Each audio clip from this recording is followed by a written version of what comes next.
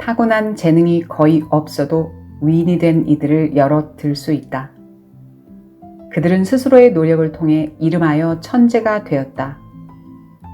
그들은 모두가 유능한 장인답게 작은 부분을 제대로 만드는 법부터 진지하게 배운 다음 전체를 구성하는 일에 조심스럽게 도전한 사람들이다.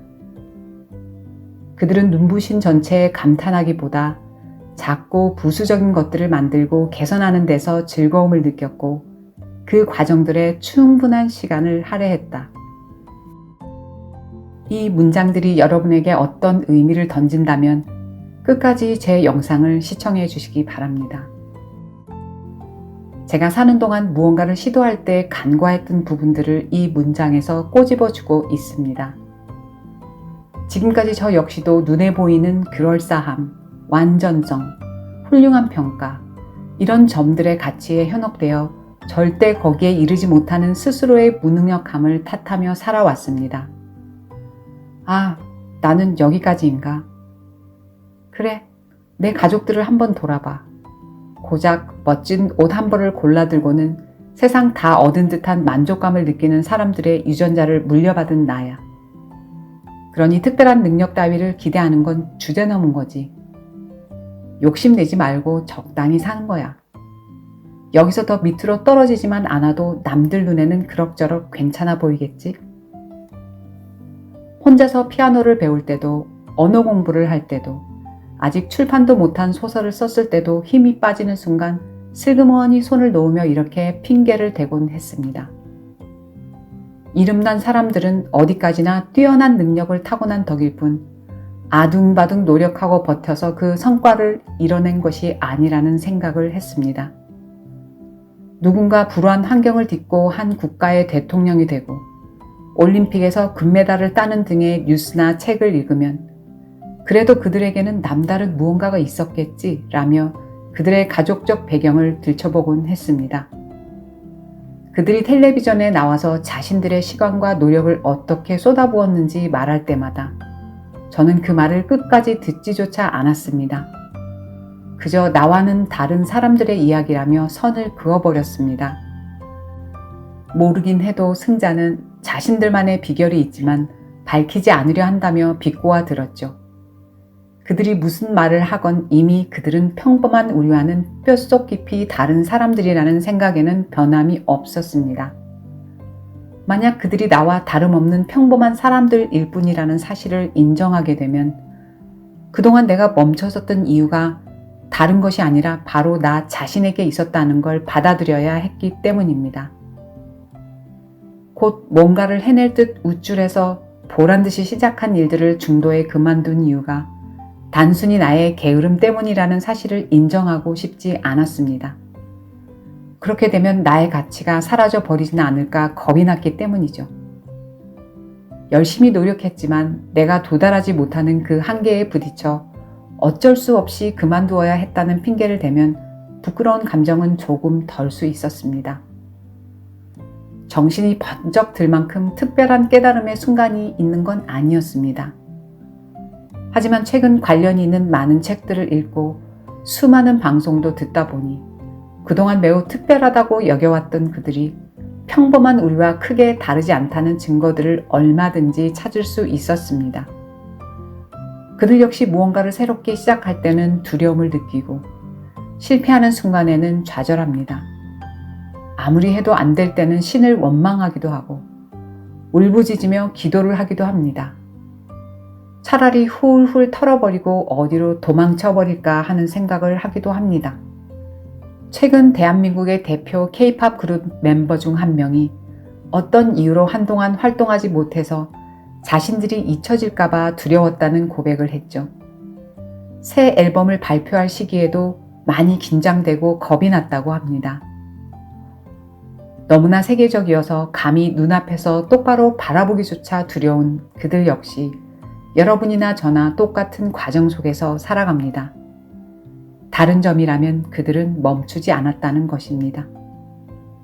미국의 스탠포드 대학교에서 오랫동안 교수로 활동한 심리학자 캐럴 드웨그는 사람들이 자신의 능력을 어떻게 바라보는지에 대해 연구한 학자입니다.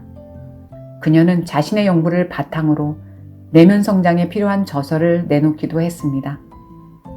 책에서 그녀는 고정 마인드셋과 성장 마인드셋에 대해 이야기했는데요.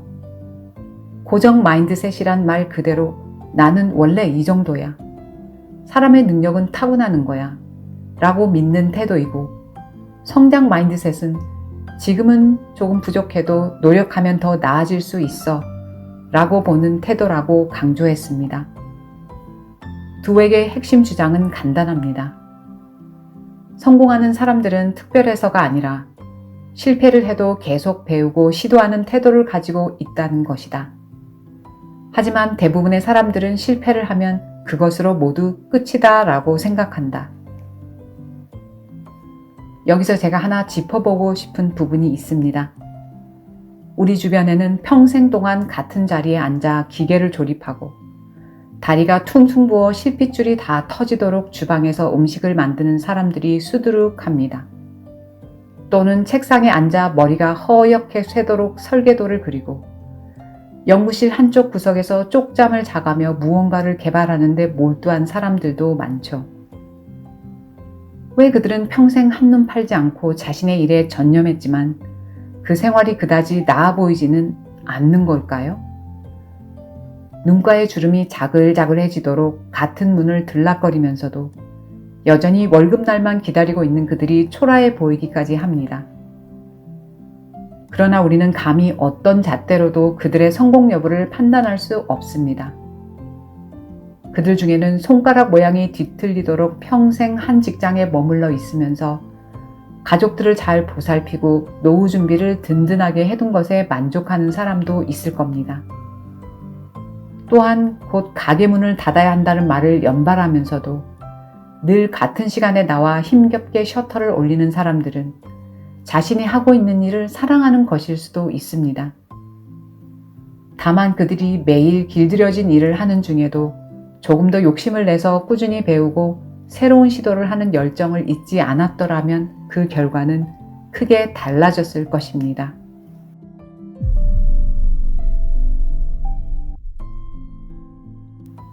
공자는 말했습니다. 속도보다 중요한 건 멈추지 않는 것이다.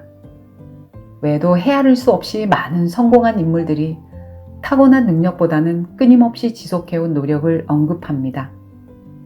이처럼 그들이 주장하는 내용의 공통점은 특별한 사람이 성공한다가 아니라 멈추지 않으면 도달한다 라는 겁니다. 여기서 질문해 봅니다. 나는 과연 멈추지 않을 수 있는가? 목표를 향해 나아가는 동안 끊임없이 배우고 시도할 수 있는가? 어려움이 닥쳐도 덤덤히 헤쳐나갈 수 있는가? 어쩌면 우리가 오르고자 하는 산봉우리는 지루한 사막 한가운데를 지나 강을 건너고 바위 언덕을 기어 올라야만 도달할 수 있는 곳일지도 모릅니다. 그곳을 통과할 때마다 타는 듯한 갈증과 고단함이 닥쳐올 수도 있습니다. 그 순간들을 견디며 여러분은 멈추지 않고 앞으로 나아갈 수 있습니까? 이 질문 앞에서 아직도 망설이는 제 모습을 발견할 때도 있습니다. 그러나 예전처럼 어떤 핑계를 대며 선뜻 손을 놓는 일은 없습니다. 여기서 조금만 더 가보자. 그렇게 스스로를 다독거려 봅니다. 아무것도 달라지지 않은 것처럼 보이는 그 순간에도 사실은 아주 미세하게 방향이 바뀌고 있다는 걸 이제는 조금 알 것 같기 때문입니다. 지금 이 순간에도 생각보다 많은 사람들이 어느 지점에서 멈춥니다. 그리고 아주 소수만이 그 지점을 지나 조금 더 나아갑니다. 결국 문제는 능력이 아니라 그 한 걸음을 더 내딛느냐입니다.